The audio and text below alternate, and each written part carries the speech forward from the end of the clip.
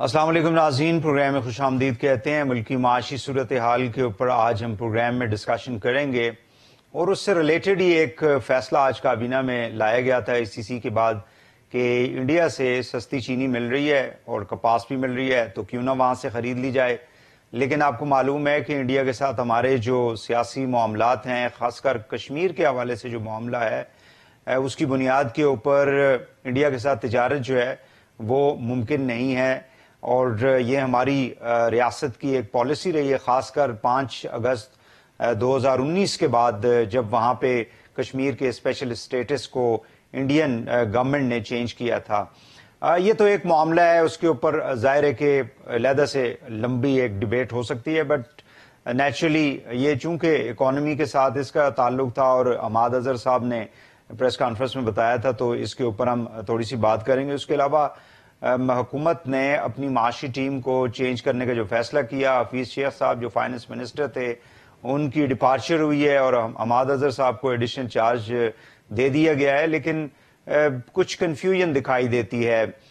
ایک دن عماد اظہر صاحب کو انٹروڈیوس کروایا حکومت کی ٹیم نے، اور دوسرے دن جو ہے شوکت ترین صاحب کا نام لینا شروع کر دیا گیا۔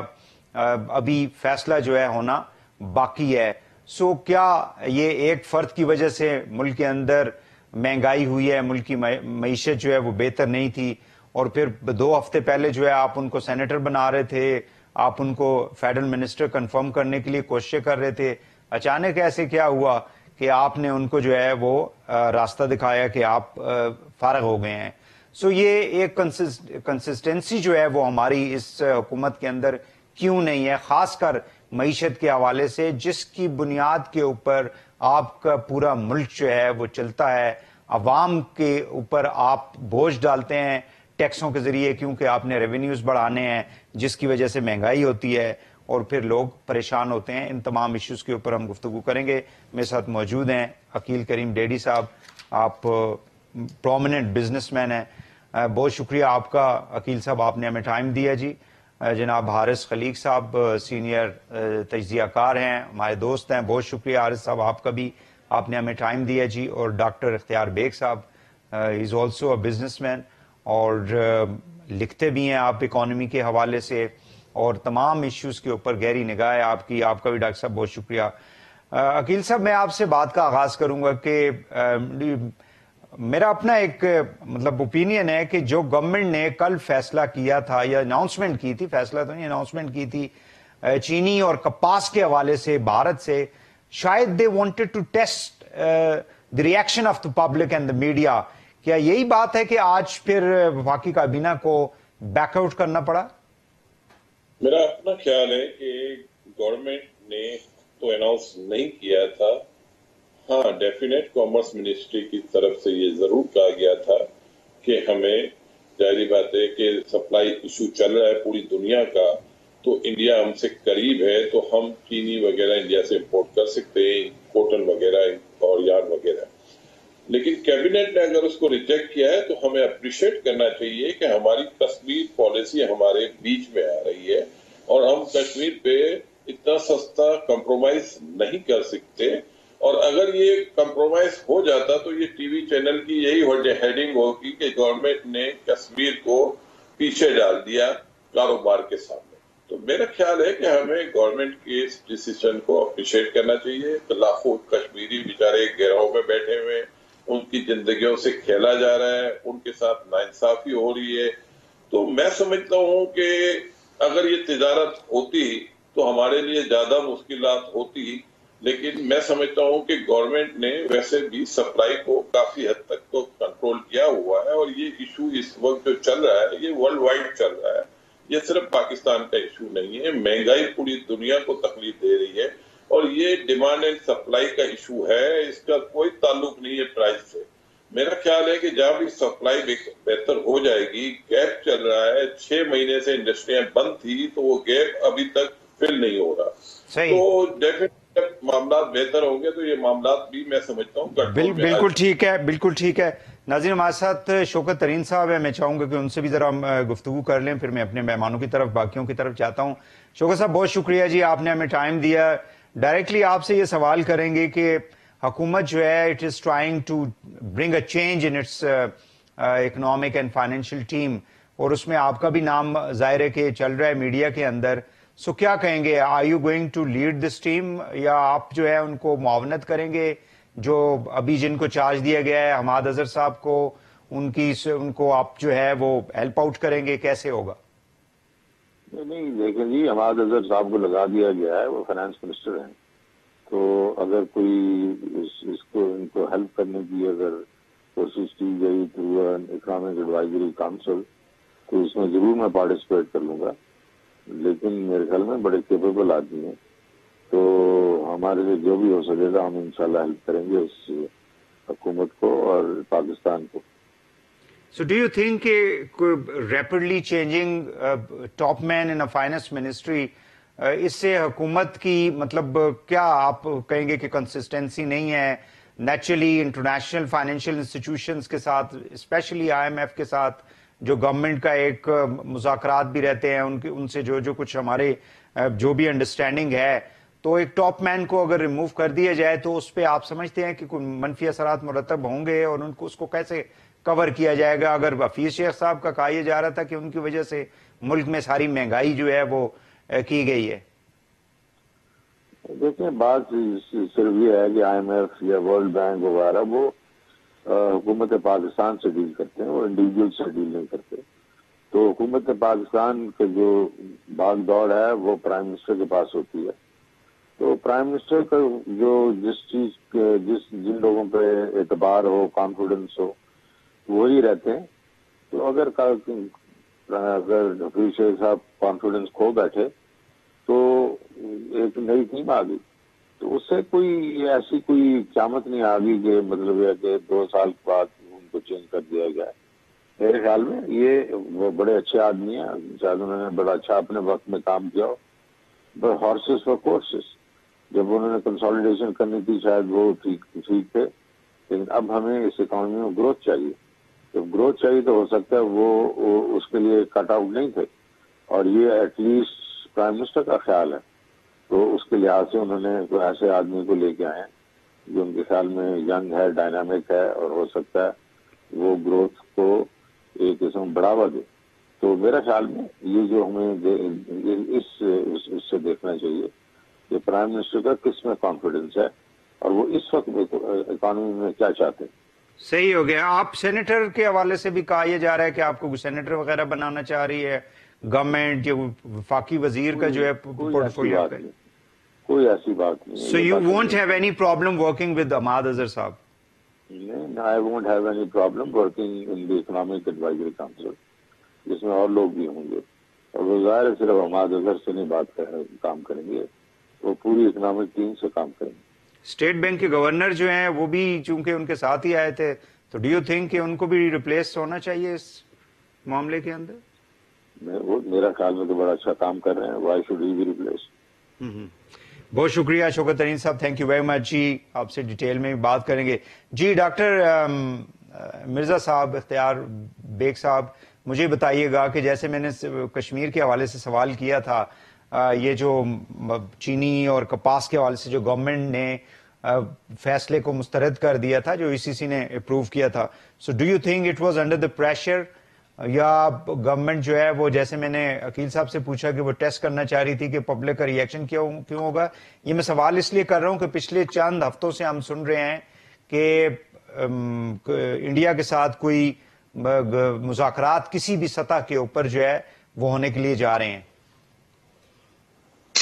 دیکھیے بھائی صاحب, یہ بات تو بالکل صحیح ہے کہ انڈیا کے ساتھ تجارت میں کابینہ بھی اور حکومت بھی اسپلٹ مجھے نظر آ رہی ہے. ان کی 2 سوچیں ہیں. ایک سوچ جس میں آگے جو ہیں adviser to PM on commerce Raza Dawood صاحب ہیں, وہ چاہتے ہیں کہ انڈیا کے ساتھ تجارت جو ہے وہ شروع ہو, اور ان کے ریشنل جو ہیں وہ انڈرسٹینڈیبل ہیں, سمجھے جا سکتے ہیں کہ ہماری ٹیکسٹائل سیکٹر پورے کا دارومدار را مٹیریل پہ ہے. 13 ملین بیلز ہماری سالانہ ہوتی تھیں جو 5.5 ملین پہ آ گئی ہیں. آدھے سے بھی کم کاٹن کی پروڈکشن ہوئی ہے, اور ہمیں باقی کاٹن یہ امپورٹ کرنی پڑ رہی ہے अमेरिका से, ब्राजील से, सेंट्रल एशियन से 15% कॉस्ट बढ़ जाती है जब भी कॉटन आप इंपोर्ट करते हैं। अगर ये कॉटन आप इंडिया से लेते हैं वाघा बॉर्डर से, तो ये कॉस्ट बहुत कम बढ़ती है, क्योंकि ट्रांजिट टाइम और लॉजिस्टिक कॉस्ट आपकी बहुत कम है। वाघा बॉर्डर से कॉटन आ जाती है और आपको इन्वेंट्री ज्यादा नहीं रखनी पड़ती। ये तो उसके कमर्शियल एंगल है कि क्या फायदा है इसको करने का। और इस वक्त हमारी टेक्सटाइल के ऑर्डर मिले हैं, और अगर ये कॉटन की रॉ मटेरियल की फराहमी नहीं हुई तो ये नए ऑर्डर जो हैं, जिनको कहा जा रहा है कुछ उसमें इंडिया के भी हैं, कुछ बड़ाइश हो सकते हैं। लेकिन साथ ही साथ एक सेंटिमेंट्स भी देखा पड़ता है हुकूमत को, और सेंटिमेंट्स ये है कि अभी तक कौम ज़हनी तौर पे तैयार नहीं हुई है इंडिया के साथ ताल्लुकात मामूल पे करने के लिए, नॉर्मलाइज करने के लिए। और वो चाहते हैं कि जो कश्मीर में जो कुछ ज्यादतियां हो रही हैं और जो जुल्म हो रहे हैं, उसके ऊपर इंडिया के साथ जो है हम स्ट्रॉन्ग स्टैंड लें। तो ये दो मौक़िफ़ हैं जो मैंने आपके सामने पेश किए, और दोनों इसी हुकूमत में पाई जाती है। ये किसी और की हुकूमत की मैं बात नहीं कर रहा। लिहाजा ईसीसी ने जो प्रपोज किया था उसमें भी तमाम सीनियर मिनिस्टर्स थे, और कैबिनेट ने जो इसको रिजेक्ट किया है उसमें भी सीनियर मिनिस्टर थे, इंक्लूडिंग वजीर आजम। तो मैं ये समझता हूँ कि थोड़ा सा टाइम लगेगा राह हमवार करने के लिए। कुछ इंडिया की तरफ से जेस्चर हमें नजर आए और पाकिस्तान की तरफ से कुछ पहल आगे हो, बड़े हो, तो इंशाल्लाह ये। लेकिन मुझे अभी फौरी तौर पे इतनी जल्दी इंडिया के साथ तिजारत नॉर्मल होती नजर नहीं आ रही। अब जहाँ तक सवाल है आपका, जी मैं आता हूँ आपकी तरफ। आरस खलीक साहब, इसी नुक्ते के ऊपर आप क्या, क्योंकि पिछले कुछ अरसे से जिस किस्म की बातें हो रही थी, कुछ हमारे इस्लामिक कंट्रीज हैं, दोस्त ममालिक जो मीडिएट कर रहे थे ये सारे मामले के ऊपर, सो डू यू थिंक कि क्योंकि इंडिया तो चाहता ही हमसे तजारत है, बाकी वो कहता है मामलात को, वो जैसे जो शुजात साहब हमेशा कहते हैं मिट्टी पाओ, तो बाकी चीजों को आप दबा दें अंडर द कार्पेट, लेकिन आप तजारत जो है वो उसको जारी रखें। नून लीग के दौर में आपको याद होगा जब खुर्रम दस्तगीर वाज द कॉमर्स मिनिस्टर, तो उन्होंने भी एक एफर्ट हुई जिसके अंदर मोस्ट फेवर्ड नेशन और जो नेगेटिव लिस्ट से अंदर से वो निकालने थे आइटम्स वगैरह, वो सारा, लेकिन उस वक्त भी ये मामला जो है वो गटाई में पड़ गया। क्या कहेंगे? जी बहुत बहुत शुक्रिया वहीद। मेरा ख्याल है कि पाकिस्तान भी यही चाहता है। जो पाकिस्तान का बिजनेसमैन है वो बज़ाहिर कुछ भी कहे, दिल में वो ये चाहता है कि खित्ते में तिजारत बहाल हो, क्योंकि ये एक फितरी अमर है।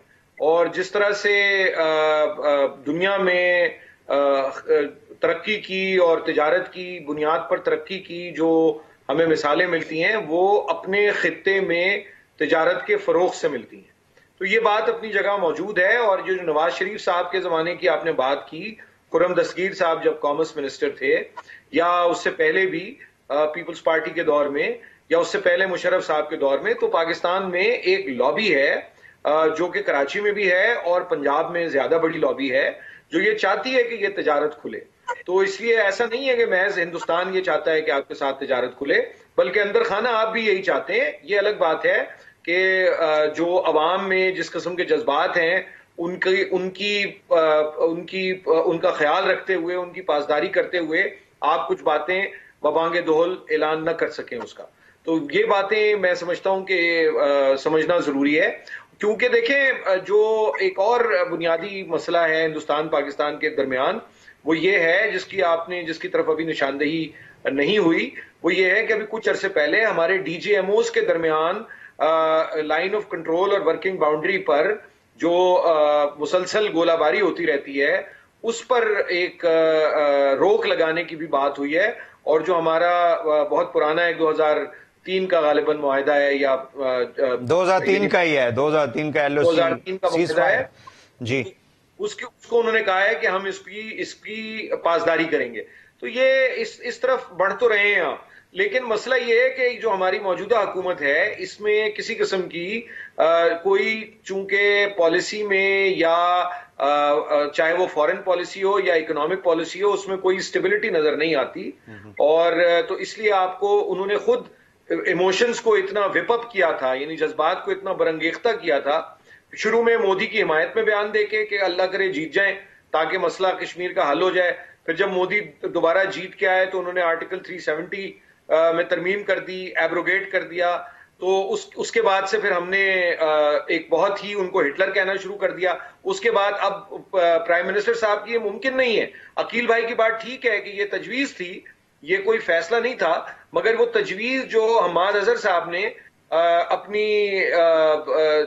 پریس کانفرنس میں اعلان کر دیا, وہ پرائم منسٹر کی مرضی کے بغیر نہیں ہو سکتا. اور اگر وہ اعلان انہوں نے کر دیا, اس کے بعد وہ واپس لے لیا, تو ظاہر ہے کہ ساتھ ساتھ ایک فیصلہ یہ بھی ہوا کہ کمیٹی بنے گی اور کابینہ کی وہ کمیٹی اس کا جائزہ لے گی, تو یہ ایونچولی تو ہو جائے گا.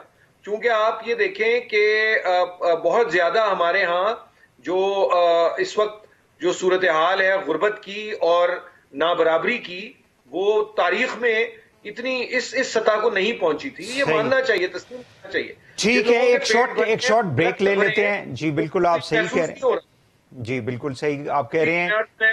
میں بات کو یعنی سمیٹتا ہوں. تو بات یہ ہے کہ آپ کو خطے میں تجارت تو کرنی ہے. اب مسئلہ یہ ہے کہ آپ اپنی ٹرمز پہ کرتے ہیں, آپ کشمیر کے مسئلے کو سائیڈ برنر پہ ڈالے بغیر کرنے میں وہ کامیاب ہوتے ہیں یا نہیں, وہ ایک علیحدہ مسئلہ ہے. شمالی آئرلینڈ کا مسئلہ 400 سال سے چل رہا ہے, مگر اس کا یہ مطلب نہیں ہے کہ آئرش ریپبلک اور یو کے درمیان کوئی مکالمہ نہیں ہوتا, کوئی تجارت نہیں ہوتی. تو یہ بہت سی اس کی مثالیں موجود ہیں, تو ہمیں کوئی بیچ کی راہ نکالنی پڑے گی. بالکل صحیح ہے. ناظرین ایک شارٹ بریک لیتے ہیں, واپس آ کے اکنامک ٹیم کے حوالے سے اپنے مہمانوں سے سوال کریں گے کہ جو چینجز گورنمنٹ کرنا چاہ رہی ہے اس سے ہماری معیشت کس حد تک بہتر ہوگی, عوام کو ریلیف کتنا ملے گا. بریک کے بعد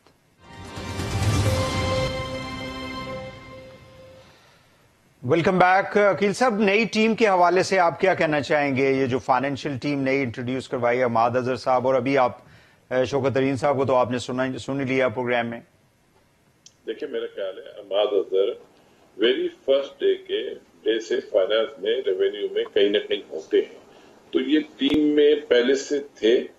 اور اب ظاہری بات ہے حفیظ شیخ کے چلے جانے کے بعد ان کو ایز اے فائنانس منسٹر بنا دیا گیا ہے. تو میں سمجھتا ہوں حماد اظہر سے بڑی امیدیں ہیں, اور یہ لوگ پہلے سے کہہ رہے تھے کہ فیوچر اس کا برائٹ ہے, اس کو آگے یہ چانس ملے گا.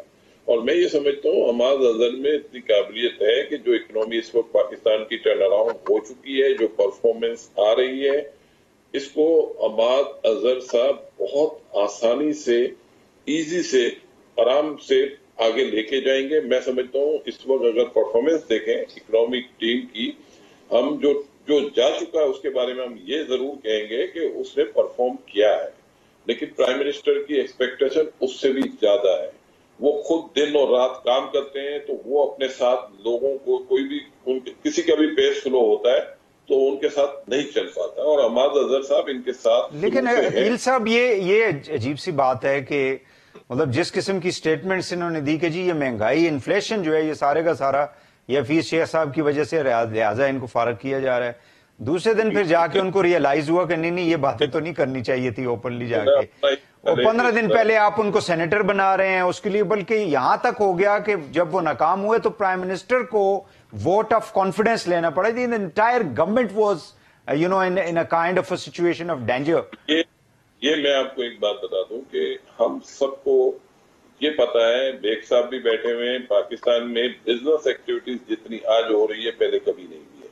الیکٹرک کی ڈیمانڈ جتنی انڈسٹری میں آج ڈیمانڈ نکلی ہے پہلے کبھی نہیں تھی, اور جو آپ کا ریزرو ہے وہ بڑھ چکا ہے, آپ کے ٹریڈ ڈیفیسٹ میں کمی آئی ہے, آپ کی ایکسپورٹ آئی ٹی وغیرہ کی کافی بڑھ چکی ہے, آپ کے امپورٹ کا بل نیچے آیا ہے, آپ کا روپی اسٹرانگ ہو رہا ہے. مجھے آپ کوئی ایک سال ایسا بتا دو جو پاکستان میں یہ سارے انڈیکیٹر پازیٹیو ہوئے ہوں. تو میں آپ کو صرف یہ بتانا چاہتا ہوں پرائم منسٹر خود دن رات کام کرتے ہیں, اور وہ ایکسپیکٹ کرتے ہیں کہ باقی لوگ بھی ان کے ساتھ اسی طرح آگے چلے. میں سمجھتا ہوں حفیظ شیخ ظاہری بات ہے کہ ان کو بیمار تھے تو ان کی مطلب پیس میں تھوڑی بہت سلو تو تھے وہ, لیکن میں یہ نہیں کہتا کہ اس نے پرفارمنس نہیں دی, اس نے اپنی جگہ جو کر سکتا تھا وہ کیا ہے. پاکستان کے بارے میں اتنا بتا دوں کہ لوگ جو مہنگائی کی بات کر رہے ہیں, میں صرف آپ کو آج بتاتا ہوں جو ویٹ 60 روپے کلو تھی آج وہ 45 پہ آ گئی ہے, جو رائس 65 روپے کلو تھا آج وہ 49 پہ آ چکا ہے. تو یہ سارا ڈیمانڈ اینڈ سپلائی کا ایشو چل رہا ہے. اس کی لپیٹ میں پوری دنیا آئی ہوئی ہے.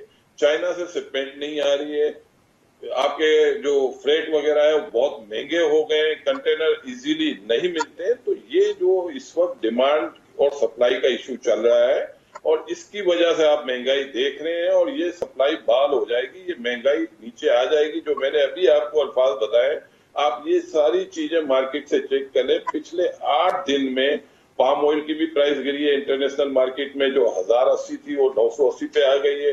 اسی طرح عقیل صاحب, میں آپ کو بتاتا ہوں کہ یہ جو آپ باتیں کر رہے ہیں کہ اتنی اگر چیزیں سستی ہو گئی ہیں, میں I myself move into the market and purchase everything for my own family.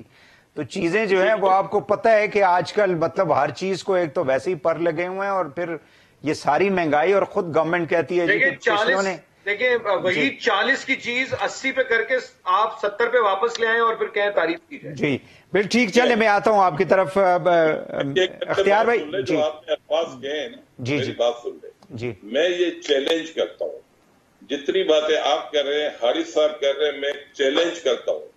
جو میں نے باتیں کی, اگر 1% بھی غلط ثابت کر دو گے تو پھر میں آپ لوگوں کو مانوں گا کہ آپ واقعی مارکیٹ میں جاتے ہیں. مجھے یہ شک ہے کہ آپ لوگ گھر میں بیٹھ کے بات کرتے ہیں.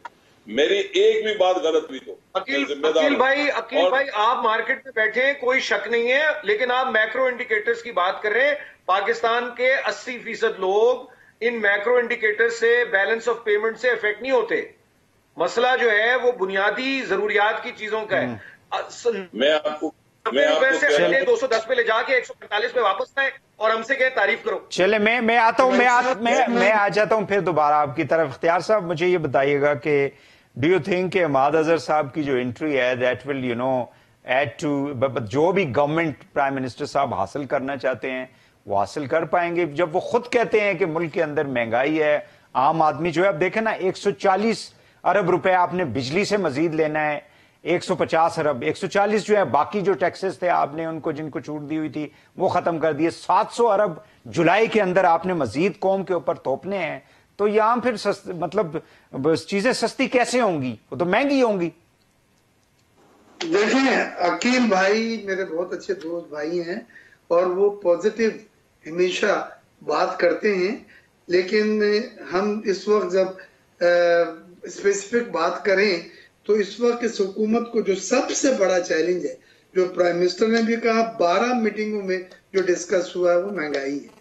اور وہ باہر نکل کے پھر یہی کہتے ہیں کہ کسی طرح سے اس کو کنٹرول کیا جائے, چاہے پرائس کنٹرول کمیٹی کے ذریعے یا ڈیمانڈ اینڈ سپلائی میکینزم کو, انوینٹری کو مینٹین کر کے, اور وہ کچھ چیزوں کے علاوہ زیادہ تر چیزوں میں جس میں کھانے پینے کی اشیاء ہیں وہ بڑی ہے. حالانکہ ڈالر کم ہوا ہے 14 روپے کے قریب, جو امپورٹ خوردنی آئل وغیرہ جو آتے ہیں ان کی قیمت کم ہوئی ہے, اس کے باوجود جو ہے مہنگائی کا تو ایسی یہ پہاڑ ہے جو لوگ برداشت نہیں کر رہے. اب آپ کے سوال پہ میں آتا ہوں, جو آپ نے کہا کہ عماد اظہر صاحب دیکھیں جی نئے نہیں ہیں, جیسے عقیل بھائی نے کہا ڈے 1 سے وہ کیبنٹ میں مختلف عہدوں میں رہے ہیں, بہار سے بھی منسلک رہے ہیں, اکنامک افیئر سے بھی وہ منسلک رہے ہیں, اور فاٹا کے اوپر FATF کے اوپر انہوں نے بہترین کام کرا ہے. FATF میں اب سے 3 کے قریب ہمارے کلوزز ہیں جو رہ گئے جن کے کمپلائنسز کرنی, بٹ باقی انہوں نے نہ صرف لیجسلیشن کروائے, چینج کرایا, امپلیمنٹ بھی کرایا. ڈاکٹر صاحب میرا ایک سادہ سا سوال ہے, آپ بڑے قابل لوگ ہیں تینوں, اور آپ 2 لوگ تو ڈائریکٹلی جو ہے نا وہ بزنس کمیونٹی سے, مجھے یہ بتا دیں کہ جو کام حفیظ شیخ نہیں کر سکا وہ عماد اظہر صاحب اس کو کیسے اچیو کر لیں گے؟ کون سی ان کے پاس گدڑ سنگھی ہوگی, کوئی جادو کی چھڑی ہوگی؟ ایک تو یہ. دوسرا یہ مجھے بتائیں کہ ایک دن آپ ان کو چارج دیتے, ایڈیشنل چارج ہے, he is not a complete finance minister at the moment, it's a additional charge to him because he is heading industry ministry. دوسرے دن خبر آپ دے دیتے ہیں, فلوٹ کر دیتے ہیں جی کہ شوکت ترین صاحب جو ہیں ان کو ہم سینیٹر بنا رہے ہیں, جو کہ ابھی انہوں نے ڈینائی کر دیا. اور تو یہ کہاں سے وہ کانفیڈنس کہاں سے آئے گا ایسے منسٹر کے پاس؟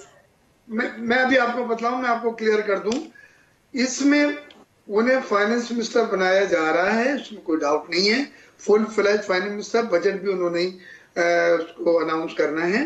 ایک ایڈوائزری کونسل تشکیل کی جا رہی ہے جس کو ہیڈ کریں گے شوکت ترین صاحب, اور ان کا کام جو ہے اکنامک پالیسیز کے اوپر ایڈوائزز ہیں, پرائم منسٹر کو, حکومت کو, کابینہ کو.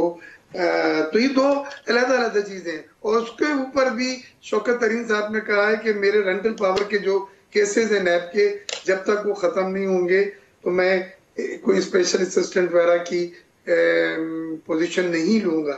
تو یہ چیزیں سب, لیکن ہمیں نظر آ رہا ہے کہ حماد اظہر صاحب فل فلیج فائنانس منسٹر لے کے چلیں گے, اور شوکت ترین صاحب جو ہیں وہ ایڈوائزری کونسل کے, اکنامک ایڈوائزری کونسل, پہلے بھی تھی یہ اکنامک ایڈوائزر, میں بھی اس کا ممبر تھا یہ شوکت عزیز کے وقت میں, مشرف کے وقت میں. تو یہ ایک اچھا کمبینیشن بنتا ہے. ایک ینگ آدمی ہے, ڈائنامک ہے, پیچھے سے اس کو تجربے کار لوگ اپنی رائے دیں گے. اور وہ یہ دیکھیں ابھی ٹیکسٹائل پالیسی بن گئی تھی, ٹیکسٹائل پالیسی کا اعلان ہونے والا تھا, کیبنٹ میں پہنچ گئی تھی, اس کے بعد روک دی گئی. اور اس کے بعد اس میں حفیظ شیخ صاحب نے اعتراض کیا تھا پاور اور گیس ٹیرف کا, کہ 6.5 سینٹ پاور اور $7.5 پر MMBTU کے لیے وہ تیار نہیں تھے لانگ ٹرم پوزیشن لینے کے لیے. رکی ہوئی ہے ٹیکسٹائل پالیسی. اب اسی طرح گروتھ کے معاملے میں جو کہا گیا کہ گروتھ میں ہماری پچھلے سال نیگیٹو گروتھ تھی, اس بار ورلڈ بینک نے 1.5 اور IMF نے 2% GDP گروتھ فورکاسٹ کی ہے. لیکن ہمیں اس سے کام نہیں چلے گا, ہمیں تو GDP گروتھ ٹھیک ہو گیا. خالق حماد اظہر صاحب, حارث خلیق صاحب ہائر گروتھ کو چیز کرنا. میں آپ کی طرف آتا ہوں. حارث خلیق صاحب جی پلیز گو ہیڈ ناؤ. جی $600 ملین اگر آپ سے IMF کمٹ کرے گا تو $14 تو ڈالر گر جائے گا. یہ تو بچوں کو بھی بات سمجھ میں آتی ہے. اس سے بنیادی جو معیشت کی جو دیکھیں, یہ بات بالکل ٹھیک ہے کہ مثبت ہونا چاہیے. پاکستان کے مفاد میں کیا ہو رہا ہے کیا نہیں ہو رہا ہے اس پہ بات کرنی چاہیے. جہاں کوئی چیز اچھی ہے اس کی پذیرائی ہونی چاہیے, جہاں کوئی کمزوری ہے اس کی نشاندہی بھی اتنی ہی ضروری ہے, بلکہ زیادہ ضروری ہے جتنی کسی اچھی بات کی پذیرائی ضروری ہے. مجھے نہیں لگتا کہ حماد اظہر صاحب 6 مہینے سے زیادہ اس پوزیشن میں سروائیو کر سکیں گے. میرا ان سے کوئی چونکہ اقتصادی مفاد وابستہ نہیں ہے, اس لیے میں کھل کے یہ بات کر سکتا ہوں.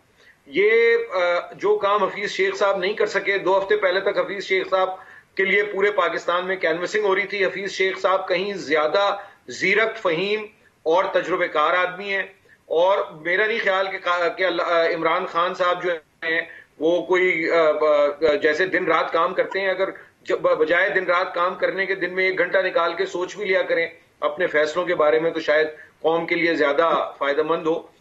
میرا خیال ہے حفیظ شیخ ان سے زیادہ کام کیا کرتے تھے.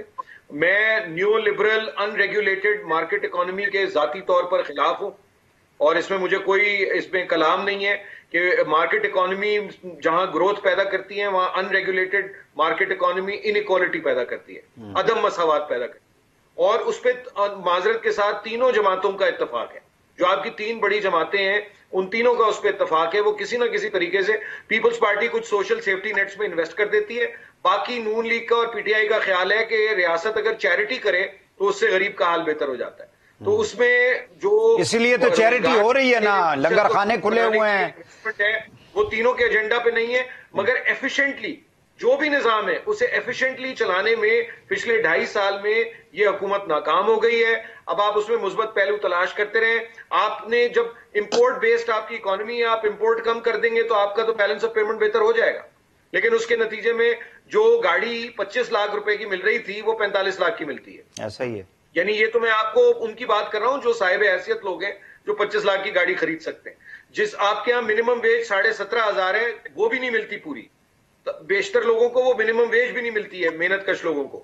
اور 17,500 میں آپ مجھے 5 سے 7 افراد کے, ہمارے ہاں بلکہ اس سے بڑے سائزز ہوتے ہیں گھرانے کے, 5 سے 7 افراد کے گھرانے کا بجٹ بنا دیں مہینے کا. حماد اظہر صاحب کو اسی لیے لایا گیا ہے تاکہ وہ آنے والے بجٹ میں وہ بجٹ جو ہے آپ کی مانیٹری پالیسی آزاد ہو رہی ہے ماشاءاللہ سے.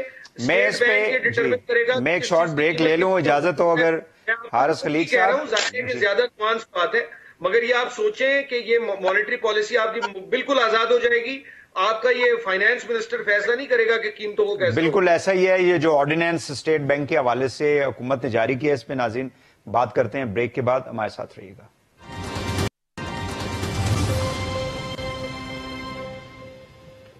Welcome back. عقیل صاحب مجھے یہ بتائیے گا کہ اسٹیٹ بینک کے حوالے سے جو نیا آرڈیننس جاری ہوا ہے خود مختاری کا, کیا یہ مادر پدر آزاد جو انسٹیٹیوشنز ہیں یہ ہماری اکانومی اور فائنینشیل سیکٹر کے لیے بہتر ہے؟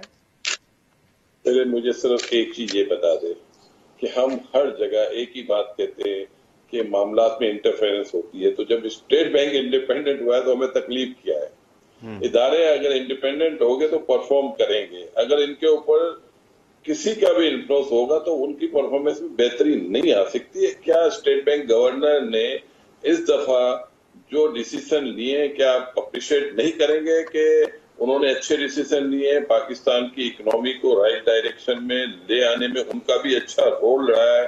آج آپ کا روپی اسٹرانگ ہو رہا ہے، روشن ڈیجیٹل اکاؤنٹ میں پاکستانی انویسٹمنٹ کر رہے ہیں، آپ کا بانڈ سکسیسفل ہوا ہے، آپ صرف ایک چیز کو پکڑ کے بیٹھ گئے ہیں کہ مہنگائی۔ تو یہ مہنگائی کیا آپ سمجھتے ہیں کہ یہ پاکستان کا ایشو ہے، یہ دنیا کا ایشو ہے، سپلائی کا ایشو ہے؟ اس کو آپ کیوں انڈرسٹینڈ نہیں کرتے؟ ایک مہنگائی کو لے کے پورے ملک کی جو پرفارمنس ہے اس کو اٹھا کے آپ پھینک دیں گے۔ بجلی آپ کی مہنگی ہوئی، پہلی دفعہ گورنمنٹ نے آپ کو یہ بتایا کہ یہ بجلی مہنگی کیوں ہوئی ہے۔ یہ اس لیے مہنگی ہوئی ہے کہ آپ نے آئی پی پی سے بہت بڑے بڑے ایگریمنٹ سائن کر دیے، آپ کے ملک میں ڈیمانڈ نہیں تھی، اب گورنمنٹ نے ڈیمانڈ جنریٹ کرنے کے لیے انڈسٹریلائزیشن کو سپورٹ کیا ہے۔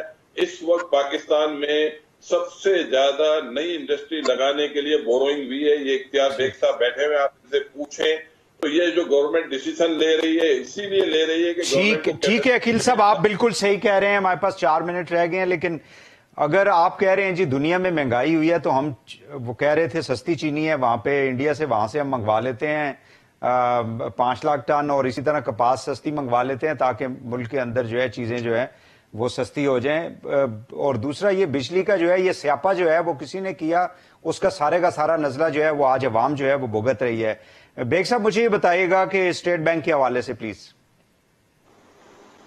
جی دیکھیں، یہ اسٹیٹ بینک کی ٹرمز ہونا یہ خود مختاری کا بہت پرانا ایشو ہے۔ 2012 میں بھی یہ ٹیک اپ کیا گیا تھا، 2015 میں بھی یہ ٹیک اپ کیا گیا تھا، اور یہاں تک تو بات صحیح ہے کہ اسٹیٹ بینک کو ایک خود مختار ادارہ ہونا چاہیے، آزاد اور انڈیپینڈنٹ آٹونمس ادارہ ہونا چاہیے، لیکن کس حد تک آزاد، یہ ایک سوالیہ نشان ہے جس پہ میں یہ سمجھتا ہوں کیونکہ یہ بہت سینسیٹیو میٹر ہے تو اس کو پارلیمنٹ میں بحث ہو اس کے اوپر، اور اس میں تمام اپوزیشن کے ساتھ ساتھ بزنس کمیونٹی کو بھی آن بورڈ لیا جائے، فیڈریشن چیمبروں کے ایک کوئی نقطہ دے دے، آپ نے ماشاءاللہ بہت زبردست آرٹیکل لکھا ہے، ریڈ دیٹ، مجھے اس میں جنگ میں مجھے یہ کوئی ایک نقطہ بتا دیں جس ڈو یو تھنک کہ دس از کراسنگ دا لمٹ، وہ لمٹ کون سی ہے؟ کوئی ایک نقطہ بتا دیں۔ یہ دیکھیں، اس میں پہلی چیز تو یہ ہے کہ وہ پابند ہوں گے تمام انفارمیشن شیئر کرنے کے لیے World Bank, I M F اور دیگر ڈونرز ایجنسیز کے ساتھ۔ میں سمجھتا ہوں ہر ملک کے کچھ معاملات ہوتے ہیں جو آپ شیئر کر سکتے ہیں، باقی چیزیں نہیں کرتے، اور یہی ریت اب تک آئی ہے۔ اگر اس طرح کی بالکل آپ پابند ہو گئے قوانین کے مطابق ہر چیز کھول کے رکھ دینے کو، تو میں سمجھتا ہوں کہ نیشنل سیکیورٹی کے زمرے پہ بھی یہ بات آتی ہے، اور اس پر بھی سوالیہ نشان اٹھتا ہے۔ ویسے ہم نے چھپایا ہوا، ویسے ہم نے ان سے کون سی چیز چھپائی ہوئی ہے؟ ان کو تو ہم سے زیادہ ویسے بھی معلوم ہے۔ جی میں یہ بس یہاں پہ کہہ کے بات ختم کروں گا کہ اس میں بحث ضروری ہے، اس میں جلدی نہ کری جائے۔ یہ فائنینس بل ہے، اس کو پارلیمنٹ سے ہی پاس کرایا جائے گا، اس میں آرڈیننس وغیرہ کوئی نہیں آ سکتا بجٹ کی طرح کہ آپ نے اس کو بجٹ کے علاوہ جو باقی چیزیں ہوتی ہیں آرڈیننس سے لے آتے ہیں۔ بالکل ٹھیک ہے ڈاکٹر صاحب، بالکل میری ٹھیک آپ ہے۔ کے پروگرام میں یہی ہے کہ اس کے اوپر ڈیلیبریشن بہت بہت بہت ضروری ہے۔ جی حارث خلیق صاحب، اسٹیٹ بینک کو خود مختار ہونا چاہیے؟ دیکھیے بالکل آئیڈیلی ہونا چاہیے، لیکن آپ کا تو ملک آدھا انٹرنل بوروئنگ پہ چل رہا ہے، اور آپ کی جو انٹرنل بوروئنگ کا کیا ہوگا آگے چل کے، ایک بات یہ ہے۔ دوسری بات جو بیگ صاحب نے کہی وہ بڑی اہم بات ہے کہ آپ کے تمام کھاتے، آپ کے جو ڈونرز ہیں یا آپ کے جو لینڈرز ہیں، ڈونرز کیا ہیں؟ لینڈرز ہیں، آپ ان سے قرض لیتے ہیں، ہاں، تو وہ آپ کے لینڈرز کو آپ کو بتانے ہوں گے۔ انکریمنٹلی کچھ چیزیں کرنے کی ضرورت ہے۔ دوسری بات یہ کہ یہ جو پورا نظام ہے یہ فائنینشل مارکیٹس اور فائنینشل کیپٹل کی بنیاد پر ہے۔ اس میں جو ریئل گروتھ ہے، ریئل کیپٹل ہے، اس کے سلسلے میں جو حکومت ہے اس کی کیا ترجیحات ہیں، اس کی کیا پلان ہے۔ میں مجھے سن کے بڑی خوشی ہوئی عقیل بھائی نے کہا کہ میرے جو دوست ہیں کراچی میں اور لائل پور میں، فیصل آباد میں اور سیالکوٹ میں، ان میں سے اکثریت کی رائے عقیل بھائی سے وہ اتفاق نہیں کرتے، لیکن میں ان کی بھی مطلب بات اگر آپ کے سامنے رکھوں کہ ایک مارکیٹ کا میں جو انویسٹر ہے، چاہے وہ ملکی ہو یا غیر ملکی ہو، اس کا کس حد تک ٹرسٹ ہے، جو بڑے پلیئرز ہیں ان کا کتنا ٹرسٹ ہے۔ عقیل بھائی تو ایک مثبت سوچ رکھنے والے آدمی ہیں، ہر حکومت میں جس کی بھی حکومت ہو ان کی کوشش یہی ہوتی ہے کہ معاشی ترقی ہو اور اس میں یہ اپنا حصہ ڈالیں، مگر جو دیگر لوگ ہیں ان کے یہ خیالات نہیں ہیں جو عقیل بھائی کہہ رہے ہیں۔ ٹھیک ہے، میں یہ سمجھتا ہوں عارض صاحب میں ایک آخری، چونکہ میرے پاس 30 سیکنڈ ہے، مجھے یہ بتا دیں کہ ہم ہمیشہ آئی ایم ایف کو جو ہے وہ ہر مسئلے کا جو ہم سمجھتے ہیں کہ سارا کچھ آئی ایم ایف کی وجہ سے ہو رہا ہے، یعنی جتنی مہنگائی ہے سارا کچھ ہے، do you agree with this argument کہ سارا کچھ آئی ایم ایف کی وجہ سے خراب ہے پاکستان کے اندر؟ نہیں، میں نہیں سمجھتا، میرا خیال ہے کہ ہماری اپنی ترجیحات کا مسئلہ ہے، ہمارے اپنے کہاں سے ہمیں پیسے خرچ کم کرنے چاہیے، کہاں ہمیں انویسٹ کرنا چاہیے، یہ ہماری ترجیحات کا مسئلہ ہے۔ آئی ایم ایف آپ کو کہتا ہے ٹیکس کریں، آپ انڈائریکٹ ٹیکس لگا دیتے ہیں، جس میں جس کی تنخواہ 10,000 ہے وہ بھی انڈائریکٹ ٹیکس روڈ پہ ٹول اتنا ہی ادا کرتا ہے جتنا وہ ادا کرتا ہے جو 1 کروڑ روپے مہینے کے کماتا ہے۔ تو آئی ایم ایف تو آپ سے کہتا ہے کہ آپ اپنا ٹیکس بیس بڑھائیں، آپ اشرافیہ کو ٹیکس نہیں کرتے، تو یہ تو ہمارے اپنے مسائل ہیں نا، یہ ہماری اپنی اشرافیہ کے مسائل۔ بہت شکریہ آپ کا عقیل کریم ڈیڈی صاحب، ڈاکٹر اختیار مرزا بیگ صاحب اور جناب حارث خلیق صاحب، تینوں معنی کو بہت بہت شکریہ۔ ناظرین، کل دوبارہ آپ سے ملاقات ہوگی، اجازت دیجیے، اللہ حافظ۔